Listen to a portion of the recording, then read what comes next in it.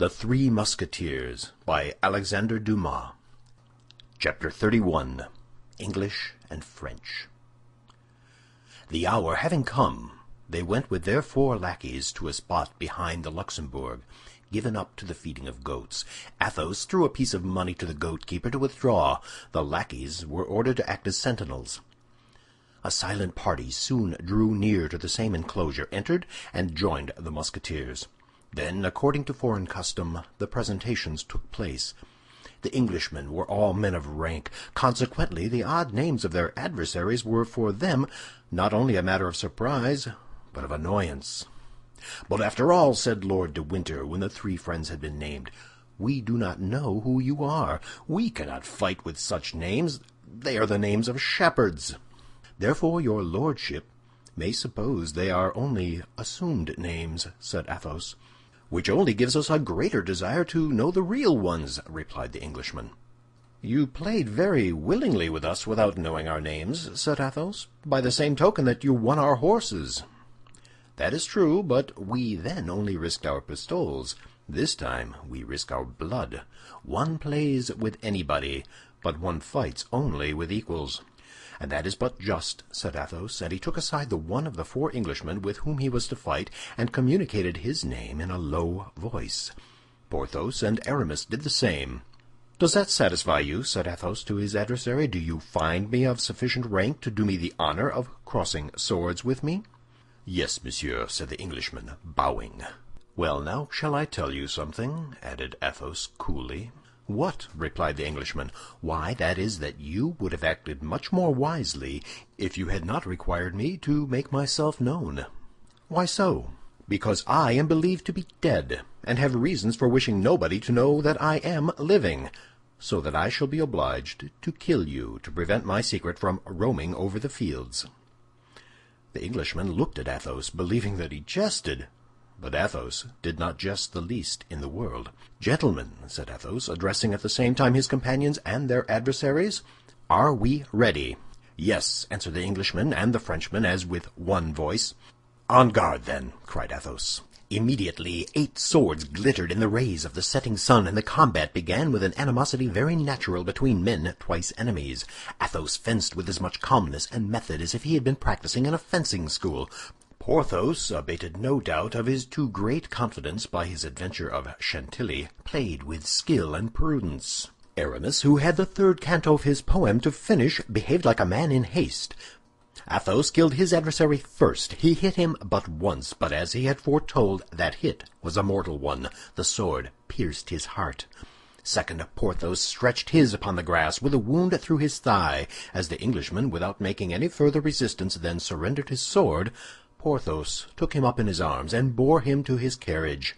Aramis pushed his so vigorously that after going back 50 paces, the man ended by fairly taking to his heels, and disappeared amid the hooting of the lackeys. As to D'Artagnan, he fought purely and simply on the defensive, and when he saw his adversary pretty well fatigued, with a vigorous side thrust he sent his sword flying. The Baron, finding himself disarmed, took 2 or 3 steps back, but in this movement his foot slipped and he fell backward. D'Artagnan was over him at a bound, and said to the Englishman, pointing his sword to his throat, "I could kill you, my lord. You are completely in my hands, but I spare your life for the sake of your sister." D'Artagnan was at the height of joy. He had realized the plan he had imagined beforehand, whose picturing had produced the smiles we noted upon his face. The Englishman, delighted at having to do with a gentleman of such kind disposition, pressed D'Artagnan in his arms, and paid 1,000 compliments to the 3 Musketeers. And as Porthos's adversary was already installed in the carriage, and as Aramis's had taken to his heels, they had nothing to think about but the dead. As Porthos and Aramis were undressing him in the hope of finding his wound not mortal, a large purse dropped from his clothes. D'Artagnan picked it up and offered it to Lord de Winter. "What the devil would you have me do with that?" said the Englishman. "You can restore it to his family," said D'Artagnan. "His family will care much about such a trifle as that. His family will inherit 15,000 louis a year from him.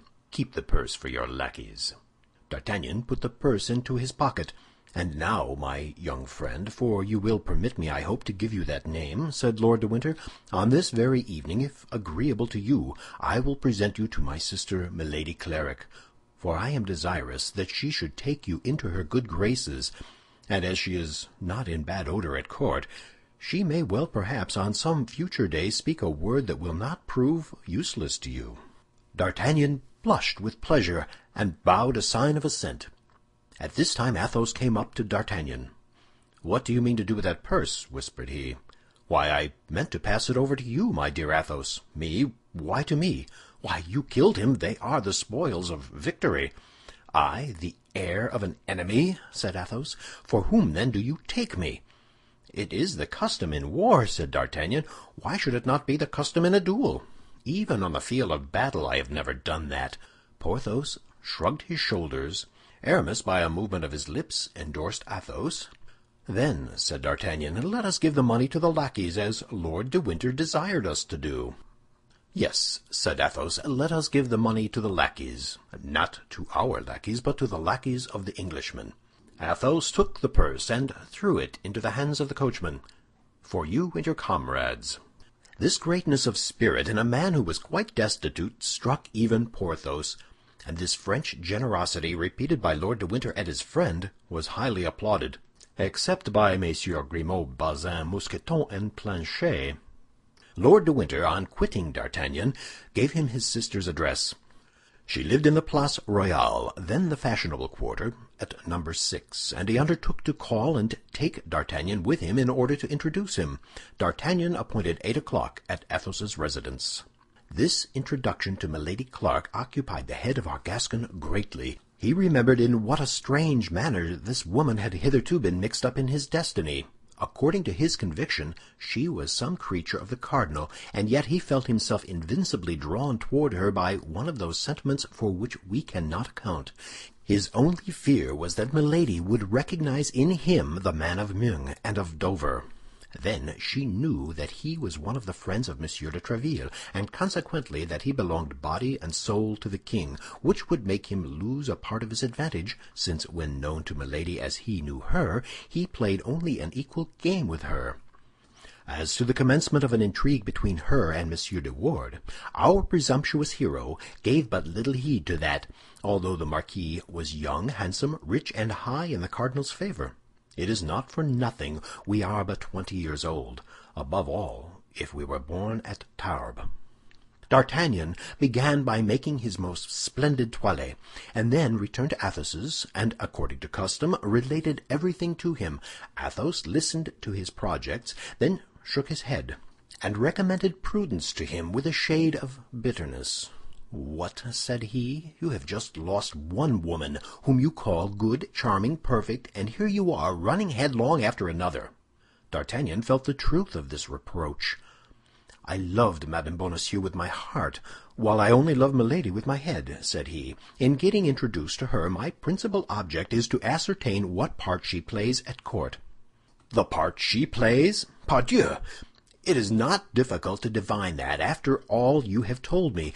She is some emissary of the cardinal, a woman who will draw you into a snare in which you will leave your head." "The devil! My dear Athos, you view things on the dark side, methinks." "My dear fellow, I mistrust women. Can it be otherwise? I bought my experience dearly, particularly fair women. Milady is fair, you say?" "She has the most beautiful light hair imaginable." "Oh, my poor D'Artagnan!" said Athos. "Listen to me. I want to be enlightened on a subject. Then, when I shall have learned what I desire to know, I will withdraw." "Be enlightened," said Athos phlegmatically. Lord de Winter arrived at the appointed time, but Athos, being warned of his coming, went into the other chamber. He therefore found D'Artagnan alone, and as it was nearly 8 o'clock, he took the young man with him. An elegant carriage waited below, and as it was drawn by 2 excellent horses, they were soon at the Place Royale. Milady Clarik received D'Artagnan ceremoniously. Her hotel was remarkably sumptuous, and while the most part of the English had quit or were about to quit France on account of the war, Milady had just been laying out much money upon her residence, which proved that the general measure which drove the English from France did not affect her.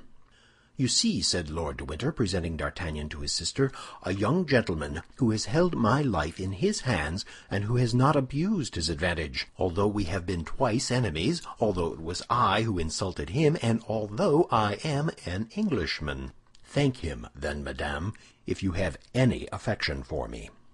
Milady frowned slightly. A scarcely visible cloud passed over her brow, and so peculiar a smile appeared upon her lips that the young man, who saw and observed this triple shade, almost shuddered at it. The brother did not perceive this. He had turned round to play with Milady's favorite monkey, which had pulled him by the doublet. "You are welcome, monsieur," said Milady, in a voice whose singular sweetness contrasted with the symptoms of ill humor which D'Artagnan had just remarked. "You have today acquired eternal rights to my gratitude." The Englishman then turned round and described the combat, without omitting a single detail. Milady listened with the greatest attention, and yet it was easily to be perceived, whatever effort she made to conceal her impressions, that this recital was not agreeable to her. The blood rose to her head, and her little foot worked with impatience beneath her robe. Lord de Winter perceived nothing of this. When he had finished, he went to a table upon which was a salver with Spanish wine and glasses. He filled 2 glasses, and by a sign invited D'Artagnan to drink. D'Artagnan knew it was considered disobliging by an Englishman to refuse to pledge him. He therefore drew near to the table and took the second glass. He did not, however, lose sight of Milady, and in a mirror he perceived the change that came over her face. Now that she believed herself to be no longer observed, a sentiment resembling ferocity animated her countenance. She bit her handkerchief with her beautiful teeth. That pretty little soubrette whom D'Artagnan had already observed then came in. She spoke some words to Lord de Winter in English, who thereupon requested D'Artagnan's permission to retire, excusing himself on account of the urgency of the business that had called him away, and charging his sister to obtain his pardon. D'Artagnan exchanged a shake of the hand with Lord de Winter, and then returned to Milady. Her countenance, with surprising mobility, had recovered its gracious expression, but some little red spots on her handkerchief indicated that she had bitten her lips till the blood came. Those lips were magnificent. They might be said to be of coral. The conversation took a cheerful turn. Milady appeared to have entirely recovered. She told D'Artagnan that Lord de Winter was her brother-in-law, and not her brother. She had married a younger brother of the family who had left her a widow with 1 child. This child was the only heir to Lord de Winter, if Lord de Winter did not marry. All this showed D'Artagnan that there was a veil which concealed something, but he could not yet see under this veil. In addition to this, after a half-hour's conversation, D'Artagnan was convinced that Milady was his compatriot. She spoke French with an elegance and a purity that left no doubt on that head. D'Artagnan was profuse in gallant speeches and protestations of devotion. To all the simple things which escaped our Gascon, Milady replied with a smile of kindness. The hour came for him to retire. D'Artagnan took leave of Milady, and left the saloon the happiest of men. On the staircase he met the pretty soubrette, who brushed gently against him as she passed, and then, blushing to the eyes, asked his pardon for having touched him in a voice so sweet that the pardon was granted instantly. D'Artagnan came again on the morrow, and was still better received than on the evening before. Lord de Winter was not at home, and it was Milady who this time did all the honors of the evening. She appeared to take a great interest in him, asked him whence he came, who were his friends, and whether he had not sometimes thought of attaching himself to the cardinal. D'Artagnan, who, as we have said, was exceedingly prudent for a young man of 20, then remembered his suspicions regarding Milady. He launched into a eulogy of his Eminence, and said that he should not have failed to enter into the guards of the cardinal instead of the king's guards if he had happened to know Monsieur de Cavois instead of Monsieur de Tréville. Milady changed the conversation without any appearance of affectation, and asked D'Artagnan in the most careless manner possible if he had ever been in England. D'Artagnan replied that he had been sent thither by Monsieur de Tréville to treat for a supply of horses, and that he had brought back 4 as specimens. Milady, in the course of the conversation, twice or thrice bit her lips. She had to deal with a Gascon who played close. At the same hour as on the preceding evening, D'Artagnan retired. In the corridor he again met the pretty Kitty. That was the name of the soubrette. She looked at him with an expression of kindness which it was impossible to mistake. But D'Artagnan was so preoccupied by the mistress that he noticed absolutely nothing but her. D'Artagnan came again on the morrow, and the day after that, and each day Milady gave him a more gracious reception. Every evening, either in the antechamber, the corridor, or on the stairs, he met the pretty soubrette. But, as we have said, D'Artagnan paid no attention to this persistence of poor Kitty. End of chapter 31.